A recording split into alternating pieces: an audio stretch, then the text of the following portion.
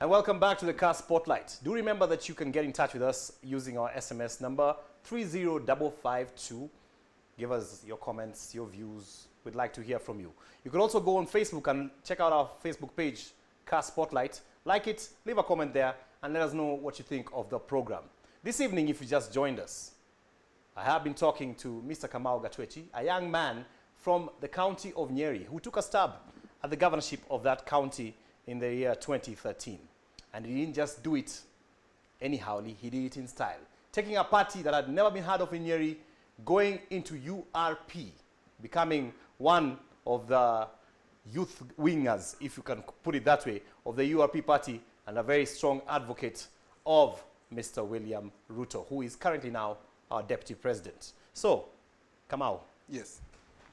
Here you are, you have chosen this party, you want to take it to your people. Were you not worried that the gentleman whose ideals you had embraced, the deputy president, was one, a Hague suspect, two, there were issues in court considering land cases and all that. Were you not worried about such things? Well, that maybe his name was a bit tainted. Thank you very much for that. And I want to say something that at that point, we were also taken back and we thought, I mean, why is it that just as his star is rising, so many other allegations are coming into play? And we were wondering, how is it that looking at the scenario back then during the ODM versus PNU, we were just asking ourselves some very difficult questions. I didn't see the deputy president being as vocal as the Secretary General of ODM then. And when the list came out, most of the people in Nyeri were asking themselves some very difficult questions. How is it that so-and-so appears in the list, and the other guy, who was so vocal, actually whipping the emotions of the masses to actually come out and fight at that point, or actually fight for what they believed was theirs, or this victory that had actually been taken, were not featuring anywhere in the list. Like a list of noisemakers not featuring the biggest culprits. Exactly, and these are things that we went through in school. And you're just there and you're wondering, and then you read some mischief in it. And at that point, I asked myself, how come now they're bringing in all these issues? It's about land, it's about corruption, it's about the gunny bags and things like that. And I remember him making a very funny statement and saying that even if somebody had brought in those gunny bags, it's not a contraband product or something like that.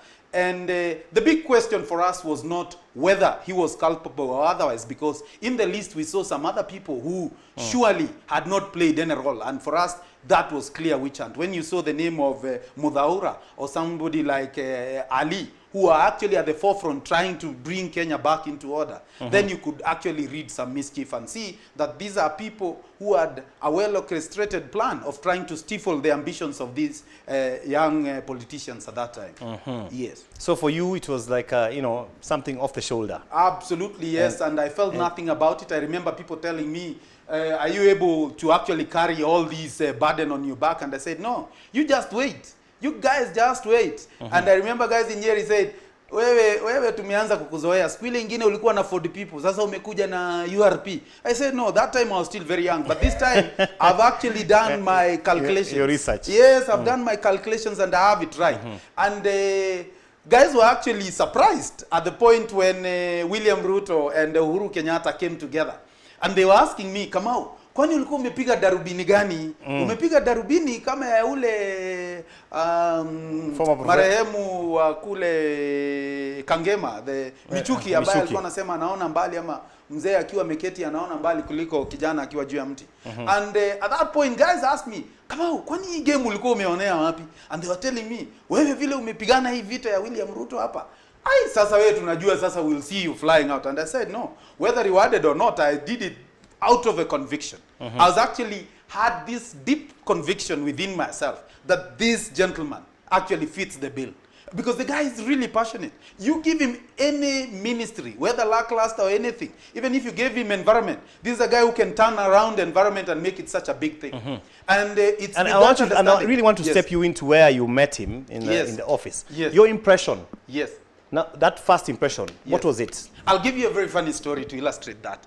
You know what I told him, Mheshimiwa, I would like you to give me your mobile number. And he told me, Mobile numbers nitakupea tu. Number wewe unajali nini? I'll give you a number.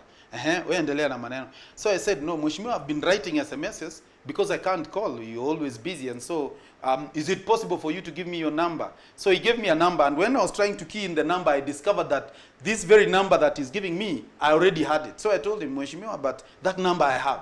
He said, yes, my friend, if you want to be a successful politician, you should only keep one number. You either pick it or not pick it.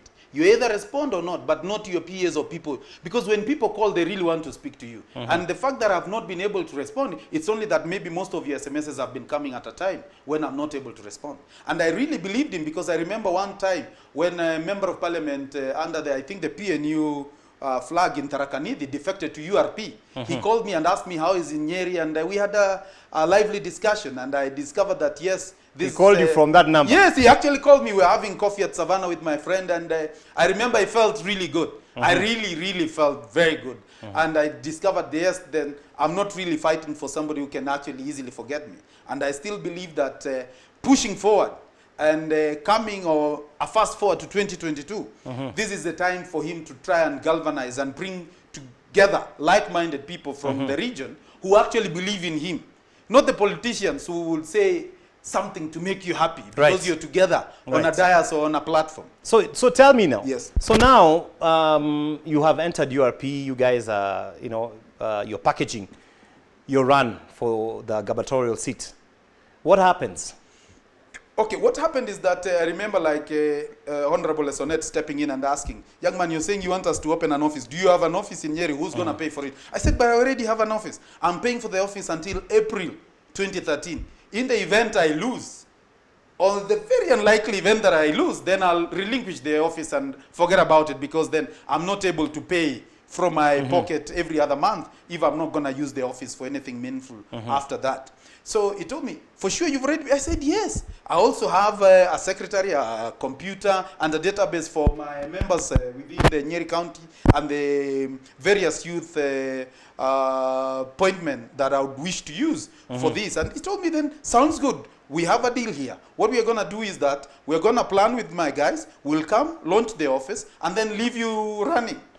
And it actually stopped at that, because fast forward, I think 4-6 weeks down the line, was it 2-3 months, I guess, they had these discussions around coalescing and coming together with the current president, Uhuru Kenyatta. And then the merger came in. The merger came in. And when the merger came in, it actually diluted some of us. And you know, one of the reasons we were actually running away from the mainstream parties in Mount Kenya region is that misconception, or that idea that people would want to associate a party with the elite in the society. Right. And the youth have no space. And there is a likelihood that even this particular party, the Jubilee Alliance party, might actually it will dilute some guys. That very card. Yes. I hear you. Yes. So when they merged, the big boys came in. The big boys came in, we were diluted a bit, but I said, I'll still try and we tried pushing it with the other guys who wanted to contest as the MCS within the Nyeri County. We really tried. I remember I also had a guy in Moranga town who was also trying to run as a member of parliament under the URP banner. And at some point we suffered some banner, because you're not getting some very clear signals from the headquarters here whether they are actually going to allow a URP candidate to fight off with the TNA candidate in TNA's territory or so what ended up happening? So at some point, I really pushed it. I remember we actually launched in all the sub-counties, the 6 sub-counties, and a major show in Nyeri where there was a grand entry into Nyeri on a donkey cart, something that really helped me connect with the masses. And they asked themselves some very deep questions or serious questions. How is it that this guy can actually come to town with some very serious humility and asking us for his votes, walking? I mean, this is a guy who tries to run for governor, walking, and the time he's not walking is actually on a donkey cart. And that really endeared me to the masses, I remember, and it augured very well. And it worked for me as a marketer, and that being my background, I was able to use all the tricks on the cards to actually push my agenda forward, because I discovered it was not also very easy to get or hit the headlines of any newspaper, because people are looking at me and thinking that I'm a joker.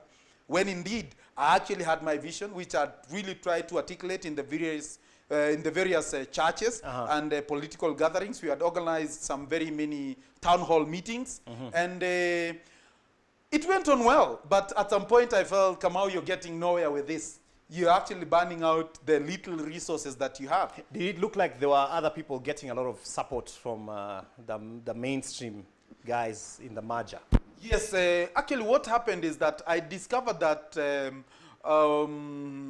the party, as it were, and that coalition, as it were at that time, like had tried to compartmentalize and say that this compartment belongs to this particular party, this belongs to, and so URP would not put in a lot of energy in Mount Kenya region when they know for sure that they were not gonna make any inroads. Although for some of us, we actually had conviction that yes, we can pull this through.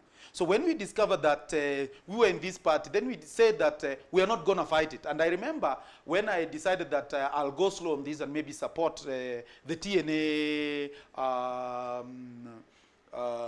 contestant for the seat of governor, I remember one of the days, the very last rally in Nyeri, the president, Uhuru Kenyatta, and William Ruto, the deputy president, came to Nyeri. And at that point, I remember people telling him, na kuna ule kijana yako wako hapa, ako tu pahali hapa.